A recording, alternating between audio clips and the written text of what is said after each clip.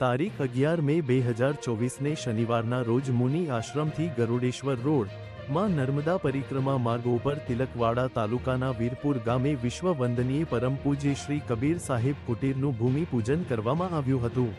આ કુટીર ભૂમિપૂજન પ્રસંગે સાધુ સંતો સહમનહત 108 શ્રી ખેમદાસ સાહેબ, શ્રીપદ નામ સાહેબ, ગોવિંદનાથજી, પ્રકાશદાસ સાહેબ, ચરણદાસ સાહેબ, જયંતિભાઈ વકીલ વડોદરા, ભજન મંડળ, ભક્તોગણની ઉપસ્થિતિમાં કબીર મંદિર સાહેબનું ભૂમિપૂજન કરવામાં આવ્યું। પરમ પૂજ્ય પ્રાતઃ સ્મરણીય મહંત શ્રી 108 પદ્મનાભ સાહેબ ગુરુ ગાદી માંજલપુર એવं વંદનીય મહંત શ્રી 108 ખેમદાસ સાહેબ વીરપુર તિલકવાડા મુનિ આશ્રમ વાસણ ગરુડેશ્વર માં નર્મદા પરિક્રમા માર્ગ જેપી રોડ વીરપુર પધારી સાધુ શ્રી પુરુષોત્તમદાસના કરુણામય કબીર આશ્રમનું ભૂમિપૂજન કરતા સંબોધન કર્યું હતું।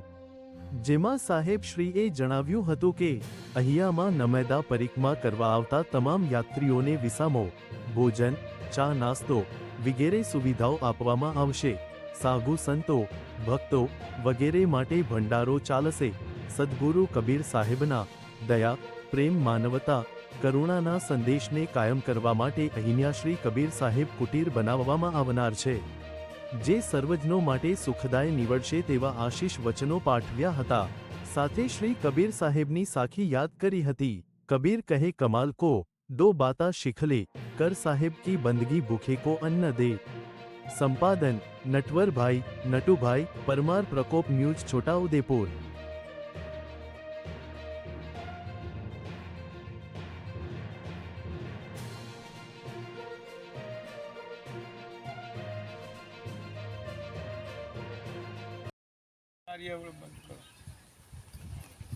તો સમયને આધીન પહેલું ભૂમિપૂજન થઈ ગયું છે અને અત્યારે સ્થાપના કરવામાં આવે। સ્થાપનાની અંદર ધરતી માતાને પ્રસાદ ધરાયો, પરમ પવિત્ર ગોળનો પ્રસાદ આપ્યો। કંઠી માળા પણ ધરતી માતાને અર્પણ કરી, કેમ કે ધરતી પણ નુગરી ના હોવી જોઈએ। જ્યારે અહીં આશ્રમ બનતો હોય ત્યારે ધરતી પણ નુગરી ના હોવી જોઈએ। જનોઈથી એને સંપુટ આપ્યું, પડિયાની અંદર જનોઈથી એને સંપુટ ધારણ કરીને જનોઈ ધારણ કરાવી। હવે જનોઈ એ વસ્તુ છે કે ભાઈ દયા નામની જનેઉ આપણે ધારણ કરતા આવ્યા છીએ।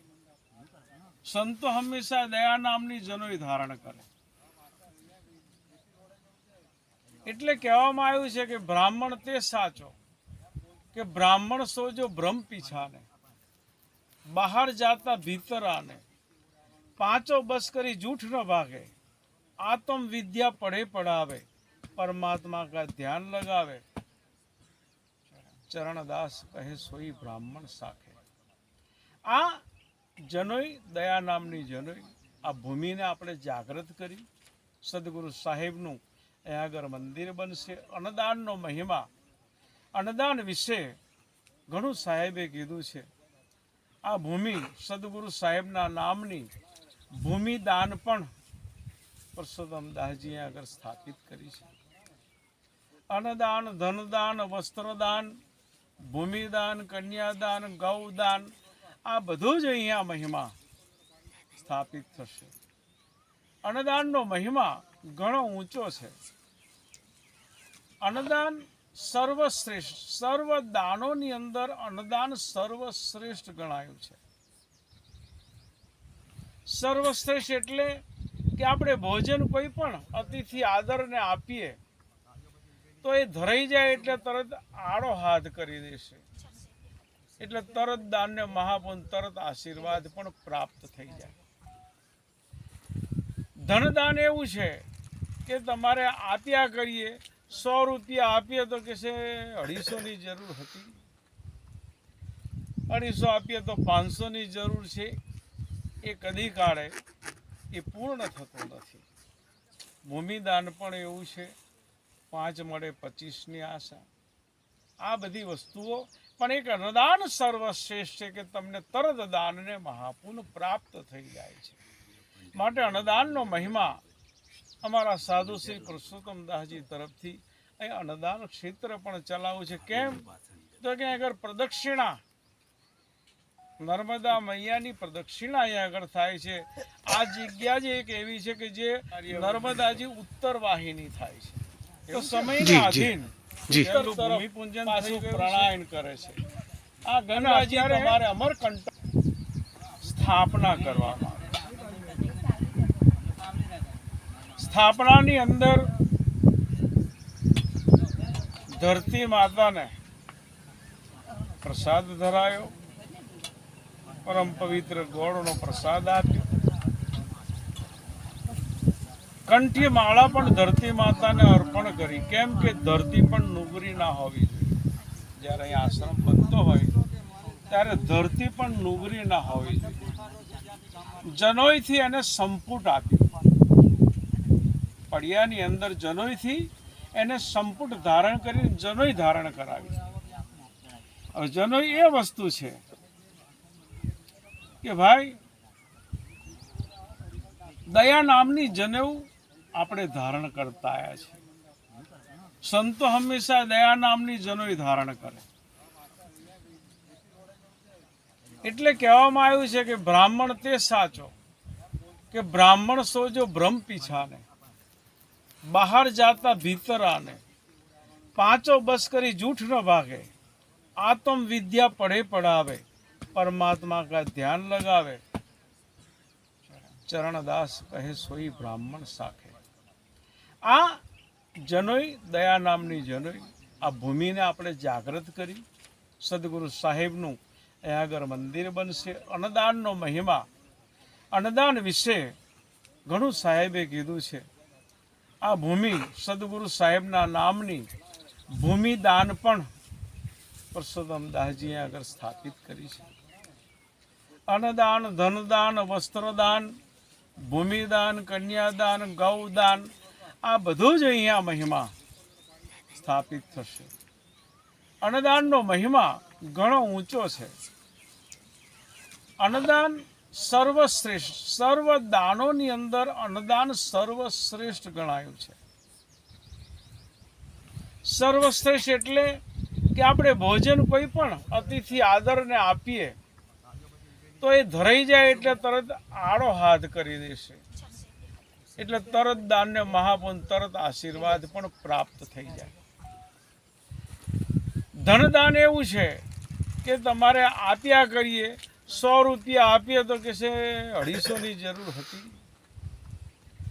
250 આપીએ તો 500ની જરૂર છે. એ કદી કાળે એ પૂર્ણ થતું નથી. ભૂમિદાન પણ એવું છે, 5 મળે 25ની આશા. આ બધી વસ્તુઓ પણ એક અન્નદાન સર્વશ્રેષ્ઠ છે કે તમને તરત દાનને મહાપુન પ્રાપ્ત થઈ જાય છે. માટે અન્નદાનનો મહિમા અમારા સાધુ શ્રી પુરુષોત્તમ દાસજી તરફથી અહીં અન્નદાન ક્ષેત્ર પણ ચલાવવું છે. કેમ તો કે આગળ પ્રદક્ષિણા નર્મદા મૈયાની પ્રદક્ષિણા અહીંયા આગળ થાય છે. આ જગ્યા જ એક એવી છે કે જે નર્મદાજી ઉત્તર વાહિની થાય છે. એવું છે ને? જી જી જી. ઉત્તર તરફ પાછું પ્રણાયન કરે છે. આ ગંગાજી તમારે અમરકંટકથી નીકળ્યા, ત્યાં પ્રગટ થયા. પ્રગટ સ્થાનના કુંડમાં અમે પણ ખૂબ સ્નાન કર્યું છે. અને ત્યાંથી નર્મદાજી નીકળ્યા, કપિલ મુનિના આશ્રમ આગળ આવીને ઊભા રહ્યા છે. જ્યાં આગળ સંતો એ ભજન કર્યું છે ત્યાં ત્યાં નદી નાળા પ્રગટ થયેલા છે. એટલે કપિલ મુનિના આશ્રમ થઈને કપિલ મુનિ મહાત્માના દર્શન કર્યા છે અને ત્યાંથી અમરકંટક પરથી પછી નીચે ઉતર્યા છે. એટલે કપિલ ધારા નામ પડ્યું. આ જગતની અંદર જેટલી નદી છે એ બધી પવિત્ર જ છે. ગંગાજી, જમનાજી, ગોદાવરીજી, નર્મદાજી, આ બધી નદીઓ પવિત્ર છે. એમાં કોઈ શંકાને સ્થાન ન કરી શકે. શંકાને સ્થાન ન હોય. આખી નદી પવિત્ર છે. પણ નદી છે ને ભાઈ, ઘાટે ઘાટે જ પૂંજાય. આખી નદી કોઈ પૂંજતું ઘાટે ઘાટે જ પૂંજાય છે. અને ઘાટ ક્યાં બન્યા સાહેબ? ઘાટ ક્યાં બન્યા? જ્યાં સંતોએ ભજન કર્યું છે ને ત્યાં ઘાટ બન્યા છે. અને ત્યાં નદીઓ પૂંજે છે સાહેબ, ત્યાં પૂંજે છે. એટલે નદીઓ પણ સંતોના સાનિધ્યમાં જઈ અને સત્સંગી બને છે ત્યારે ત્યાં આગળ એ પ્રવાહ પૂંજાતો આવ્યો છે. એ ઘાટની અંદર સ્નાન ધ્યાન સંતો કરતા આવ્યા છે ત્યારે માનવ જીવન સંતો સાધુ સંતો બધા જ એ સ્નાન કરીને પોતાના જીવનને પવિત્ર બનાવતા આવ્યા છે. માટે અન્નદાનનો મહિમા એવો છે સાહેબ. એક દિવસ કૃષ્ણ ભગવાનને અર્જુનજી ભગતે પ્રશ્ન કર્યો પ્રભુને, પ્રભુ અમે જે અન્નદાન યજ્ઞ કર્યો અમારા પિતૃઓના કલ્યાણ માટે, કરોડો સંતો હજારો સંતો આવીને જમી ગયા, આવો યજ્ઞ અન્નદાન કોઈએ કર્યો હશે? આ પ્રશ્ન તરત ત્યાં આગળ કૃષ્ણ ભગવાનને કર્યો. કૃષ્ણ ભગવાન કે અર્જુન, અન્નદાન યજ્ઞ કર્યો, તમારા પિતૃ કલ્યાણ કર્યું, પણ હવે તું આ અભિમાન ન કરીશ કે અમારા જેવો યજ્ઞ કોઈએ કર્યો હશે? પ્રભુ અભિમાન નથી કરતો, પણ અમારા જેવો યજ્ઞ કર્યો હોય તો બતાવો, મને કોઈ વાંધો નથી. કૃષ્ણ ભગવાન સાધુ સ્વરૂપે અર્જુનજી જોડે નીકળ્યા છે. ગામમાં આવીને ઊભા છે. ગામમાં આવીને ઊભા છે તો ત્યાં આગળ ગામની અંદર ખબર પહોંચાડી કે ભાઈ અમુક જગ્યાએ અમુક માજી રહેશે. ત્યાં આગળ એમને ખબર કરો કે તમારા ગુરુ મહારાજ આવ્યા છે. ગુરુ મહારાજ આવ્યા હતા, હાથમાં રોટલો શેકતા હતા પેલા માજી. એ રોટલો શેકી અને પાછો હાથમાં લઈને ખબર પડી કે ગુરુ મહારાજ આવ્યા છે. એ રોટલો